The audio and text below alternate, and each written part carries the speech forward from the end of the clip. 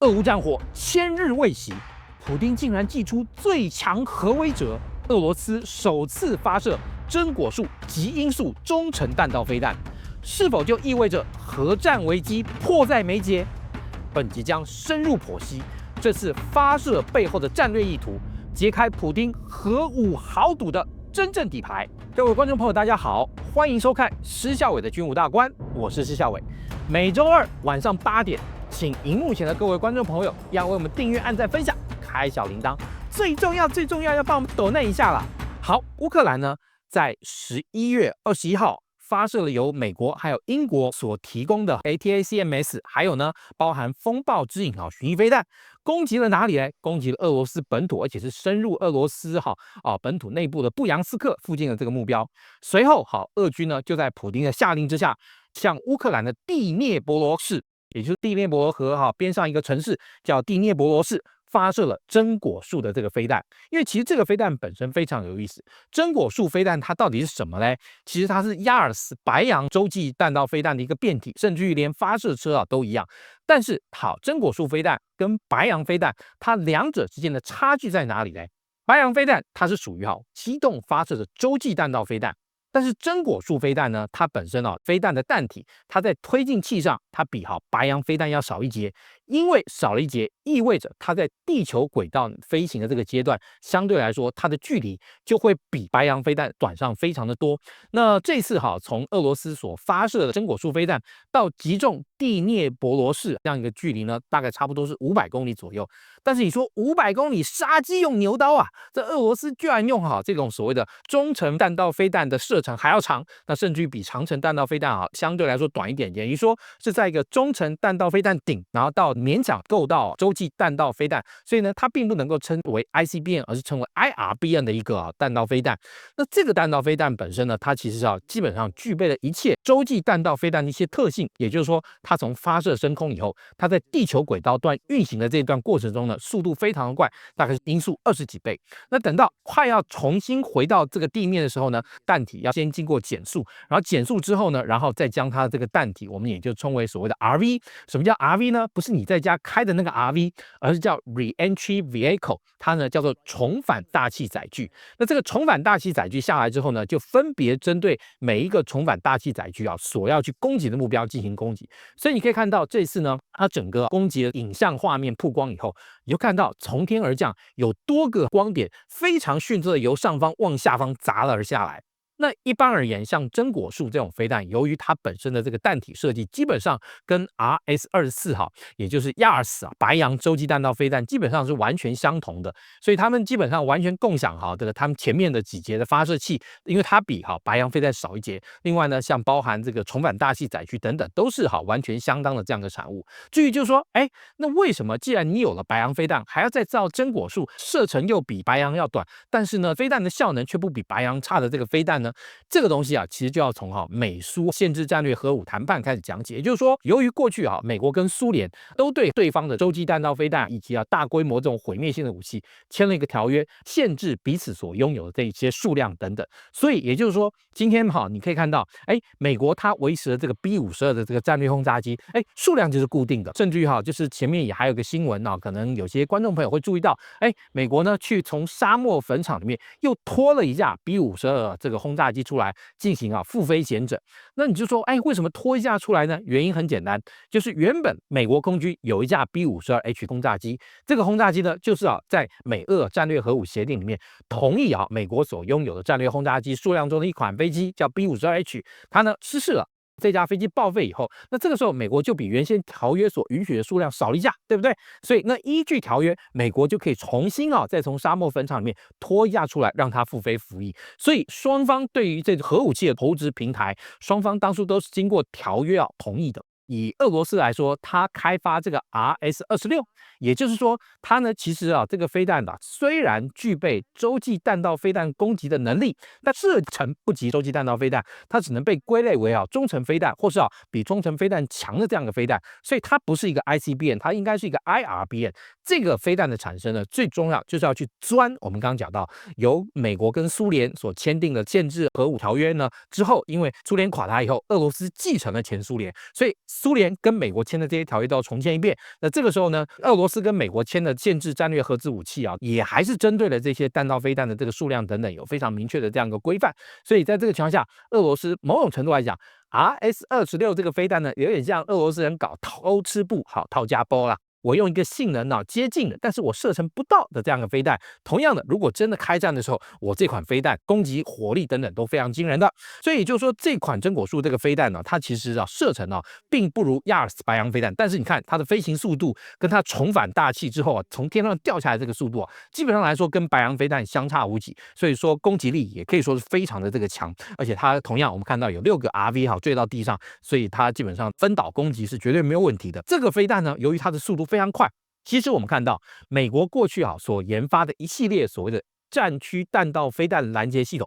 基本上是针对谁？其实基本上是针对北韩这种弹道核武规模的这样一个国家，而且呢，其实美国过去在研发中程弹道飞弹来说，它也并不是针对这种所有的俄罗斯系的或是北韩的这种所有铺天盖地从 A 到 Z 所有的飞弹，并不是它完全要拦截对象，它必须要去拦截的是对美国具有这种威慑性的，至少是中程弹道飞弹以上。那这种短程的这种弹道飞弹，当然它有所谓的爱国者，也有呢包含我们讲的萨德，就是 THAAD 这一系列的这个拦截导弹或拦截器可以进行拦截。但是我们讲到这种短程的飞弹飞行的高度然后重返地面的这样一个角度跟高度等等，像萨德系统或者像爱国者系统或者是韩国他们自己研发的这种系统拦截这种短程的飞弹。但如果说今天呢，北韩要用到火星系列去攻击美国的话，那对不起，那这个时候美国基本上是要研发这种所谓的弹道飞弹防御系统中段拦截，去拦截它。那这中段拦截通常就是所谓的地球轨道段。其实呢，地球轨道段的拦截并不容易，为什么？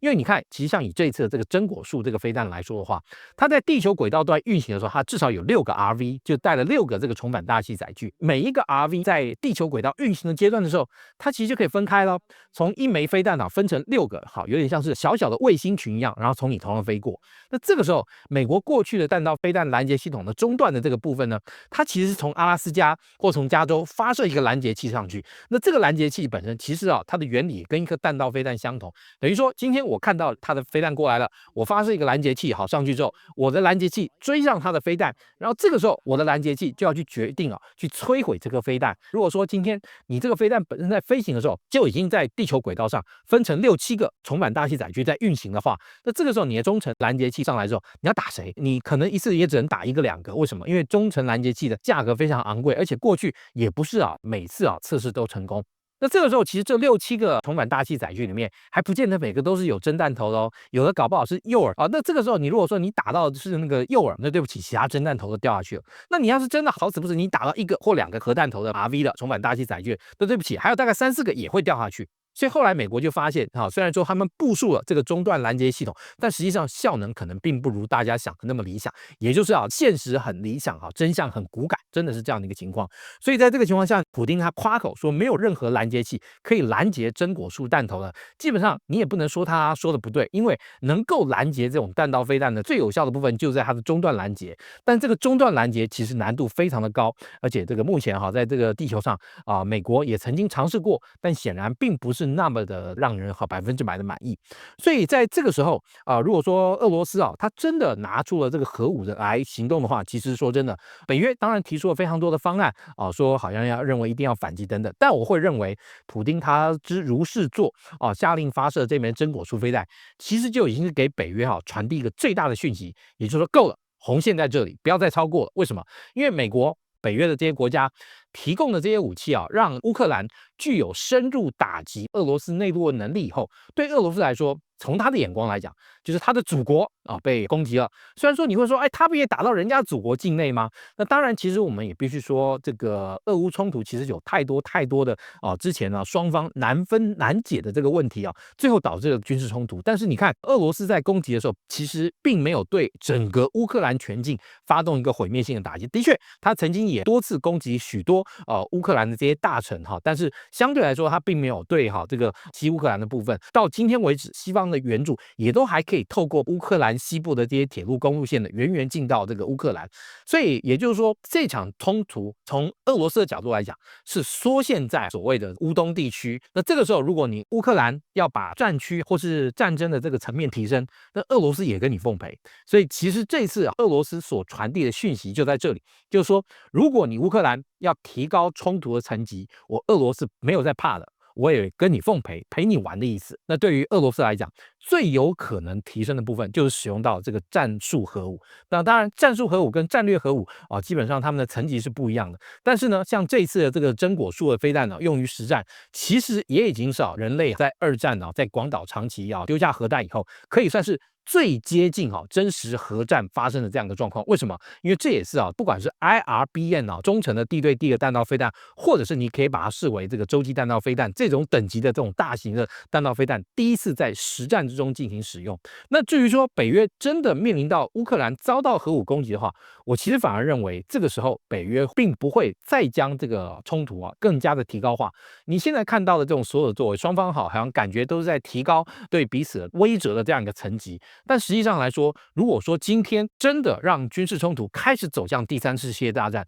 或者是进行核子大战的话，那这个时候我相信北约这边或是美国这边应该会对乌克兰加以约束，因为毕竟以美国跟北约角度来讲，耗损俄罗斯的国力是一回事。因为呢，透过乌克兰跟俄罗斯的这样一个冲突之中，乌克兰其实非常长期的在耗损俄罗斯的这样一个国力。但是呢，如果真的要斗到俄罗斯动用战术核武，甚至未来可能提高到战略核武，甚至摧毁西欧的话，那这个时候就不是符合西欧或美国的这个盘算了。为什么呢？因为很简单，如果当你使用到核武的时候，那北约又加以反制，那北约要攻击的目标会是什么呢？一定是俄罗斯。那这个时候其实就会视同北约对俄罗斯的无限制的攻击。那从俄罗斯的角度来讲，我强调是从俄罗斯的角度来说，就是祖国被攻击了，然后祖国的存亡危在旦夕。那这个时候，俄罗斯不跟你搞到一个鱼死网破，我觉得他绝对不会善罢甘休。那以普丁的性格，我也相信他就会断然的对西欧，还有包含对美国发动大规模的核攻击。所以我并不认为在这一次的这个攻击之后，美国或西方还会无限制对于乌克兰利用这一类的 ATACMS 或者是Stone Shadow 这一类的武器呢，深入俄境攻击美国跟西欧还是会对乌克兰真正使用长程武器攻击的时候呢，会有一定程度的这样的限制。所以其实核武可以算是人类历史上算是一种最敏感，而且也是最具杀伤性的武器。但是呢，也由于过去美苏之间的这个冷战，所以双方对于使用这个武器培养了这个多年的这种默契，还有一些相互通报的这样的机制。但是我也说，如果今天一旦原先的平衡打破了、剪断了，那这个时候双方的军事冲突升级会变得非常的快速，而这个军事冲突升级的这个结果，恐怕是要由全人类所来承担。